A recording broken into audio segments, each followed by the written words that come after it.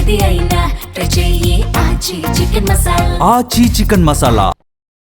ఒకప్పుడు international mafia foreign లొకేషన్ల చుట్టూ తిరిగిన పాన్ ఇండియా కెమెరాలన్నీ ఇప్పుడు భాగ్యనగరం గల్లీలోకి క్యూ కడుతున్నాయి.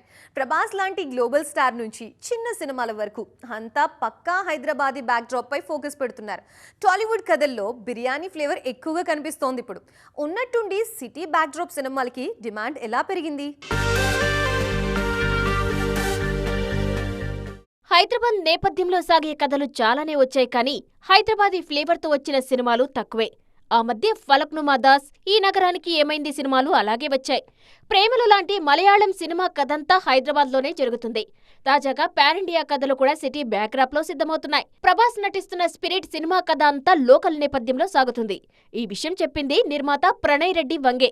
ఇన్నాళ్లు ఈ సినిమా కథ ఇంటర్నేషనల్ మాఫియా చుట్టూ తిరుగుతుందని అనుకున్నా అదేం కాదు, ఇది పక్కా లోకల్ అని మేకర్స్ క్లారిటీ ఇచ్చారు. ఇందులో Prabhas powerful local police officer గా నటిస్తున్నారు.